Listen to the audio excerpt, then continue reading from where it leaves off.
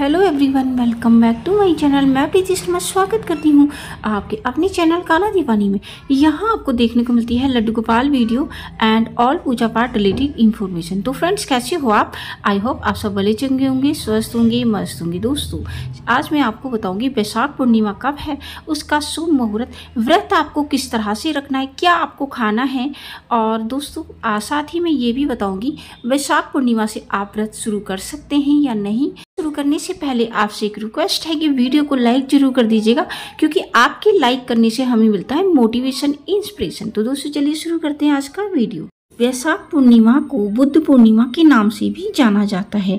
वैशाख पूर्णिमा सभी पूर्णिमा में बहुत खास मानी जाती है। दोस्तों, साल में कुल 12 पूर्णिमा होती है। 12 में से कुछ महत्वपूर्ण पूर्णिमा बताई गई हैं। माघ पूर्णिमा, कार्तिक पूर्णिमा, इस शरद पूर्णिमा के नाम से भी जाना जाता है।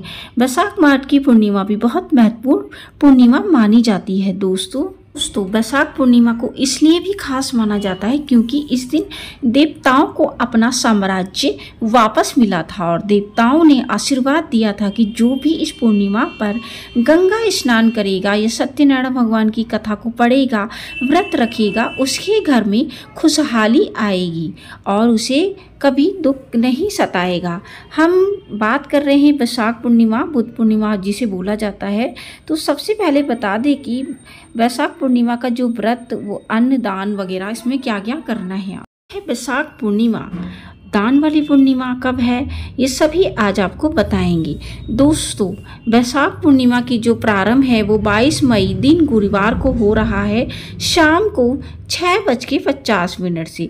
उदया तिथि के अनुसार हम वैशाख पूर्णिमा का जो व्रत है वो 23 तारीख को रखेंगे। दोस्तों, आपको पता है, चल ही गया होगा, 23 तारीख को है गुरुवार, जो कि विष्णु भगवान जी का बेहद खास दिन माना जाता है। और उस दिन पूर्णिमा मिल जाए तो बस सोने पे सुहागा है। इस दिन आप वैशाख पूर्णिमा के 32 पूर्णिमा का व्रत आरंभ करना चाहते हैं तो वो भी कर सकते हैं। दोस्तों, आप जैसे होता है ना 32 पूर्णिमा का मतलब हम मन्नत मांग के व्रत रखते हैं, तो वो भी आप कर सकते हैं। दोस्तों, इसके अलावा वैशाख पूर्णिमा से पूर्णिमा का व्रत भी उठा सकते हैं। इस दिन सत्यनारायण की कथा आपको अवश्य करनी चाहिए। दोस्तों, पहले के ज़माने में क्या होता था, हर घर में, मतलब जो पहले के लोग हैं वो जानते होंगे कि हर घर में सत्यनारायण की कथा होती थी, और या कोई व्रत हो या किसी की एनिवर्सरी हो। लेकिन आजकल क्या हो गया दोस्तों, ये चलन ना बिल्कुल ख़त्म हो गया है। तो इसलिए आपको क्या करना है, सुबह 4:10 से 5 बजे के बीच आप स्नान कर लीजिएगा दोस्तों। और जो कि हम बता रहे हैं कि वैशाख मास का इस दिन आखिरी स्नान भी होता है, तो इस दिन आप जरूर जल्दी उठिएगा। और उसके बाद आपको लोटे में जल भरकर आपको सूर्य भगवान को जल देना है। दोस्तों, जी हाँ, एक वैष्णव का धर्म होता है कि वो सूर्य भगवान को जल अवश्य दी। उसके बाद आपको नीचे आना है, पीले रंग का कपड़ा बिछाकर चौकी लगाइएगा। दोस्तों, सबसे पहले आप चावल का आसन देके, चावल का आसन इसमें विशेष होता है क्योंकि इसका संबंध चंद्रमा से होता है। दोस्तों, तो इसलिए आप चावल का आसन देके सत्यनारायण की फोटो विराजित करिएगा, गणेश जी को विराजमान करिएगा। दोस्तों, सबसे पहले आपको गणेश जी का पूजन करना है, तो गंगा जल से छींटे वगैरह लगा के आप कर सकते हैं। विग्रह है तो पंचामृत से स्नान करा दीजिएगा। उसके बाद वस्त्र रूपी और रक्षा सूत्र रूपी 2 कलावे गणेश जी को पहनाइएगा, पीले रंग का फूल चढ़ाइएगा, और दोस्तों मिठाई वगैरह आप उनको पीले रंग की लगा सकते हैं। उसके बाद सत्यनारायण भगवान को भी 2 कलावे आप चढ़ाइएगा दोस्तों। और उसके बाद आप उनको चंदन का टीका लगाइएगा। और उसके अलावा आज के दिन ना आटे वाला प्रसाद बनता है ना, भूनकर वो केले वगैरह डालकर, ड्राई फ्रूट डालकर, वो ज़रूर आप बना लीजिएगा दोस्तों। और उसके बाद ज़्यादा कुछ नहीं करना होता है, इसको ज़्यादा विधान नहीं होता है दोस्तों। और उसके बाद एक आपको दिया जलाना है दोस्तों। तो दिया आपका पूजा का साक्षी होगा, तो ज़रूर आप दिया जला लीजिएगा। फिर आपको संकल्प लेना है, श्री विष्णु श्री विष्णु श्री विष्णु 3 बार बोलना है दोस्तों।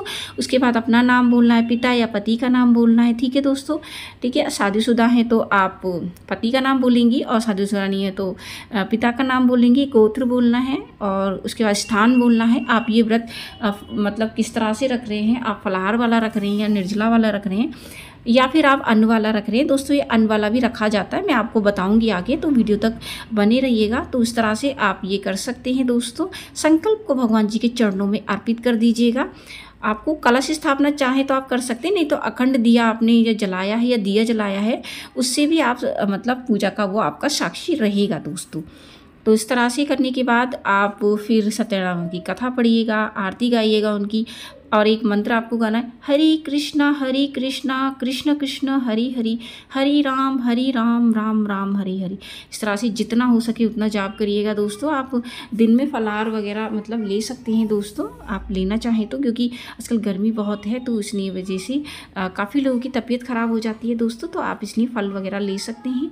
बात कर लेते हैं राहु काल की। तो राहु काल के समय से पहले अपनी पूजा वगैरह निपटा लीजिएगा, वैसे आप जल्दी उठेंगे तो आपकी पूजा निपट ही जाएगी। राहु काल का जो समय है वो है 1:30 से 3 बजे के भी इस बीच आप बिल्कुल पूजा मत कीजिएगा। कहते हैं राहु काल में पूजा की गई जो होती है उसका कोई फल आपको नहीं मिलता है दोस्तों, उसका फल जो होता है राक्षस को मिलता है। तो इसलिए आप राहु काल में कभी भी पूजा मत करिएगा दोस्तों। उसके बाद आपको शाम को भगवान जी के मंदिर में दिया जलाना है, घर के मुख्य द्वार पर 2 दिए जलाने हैं। उसके अलावा आपको चंद्र उदय का भी समय बता देते हैं दोस्तों। जो चंद्र का उदय का जो समय है वो शाम को 7 बजे चंद्र उदय हो जाएगा दोस्तों। तो इस तरह से आप कर सकते हैं। और उसके बाद चंद्रदेव की आप पूजा करिएगा। एक लोटे में जल लीजिएगा, पीतल का लीजिएगा, उसमें कच्चा दूध डालिएगा, सफ़ेद फूल और चावल डालिएगा दोस्तों। चावल इसलिए कि उनका संबंध चंद्रमा से होता है। कुंडली में चंद्रमा ठीक नहीं है या आपका मूलांक 2 बनता है दोस्तों, तो आप इस तरह से ये व्रत जरूर रखिएगा, ठीक है दोस्तों। तो उसके बाद आपको चंद्रमा को अर्घ देना है, जो जो चीज़ें मैंने आपको डाल के बताई है। और उसके बाद वहीं पर खड़े खड़े आपको 7 बार परिक्रमा करनी है। बाद आपको दिया और घड़ा दिखाना है। उसके बाद भोग लगाना है। भोग में खीर अवश्य बनाइएगा, उस दिन बहुत ज़रूरी होती है। आप नहीं बनाना चाहते तो कोई सफ़ेद मिठाई का भी आप भोग लगा सकते हैं दोस्तों।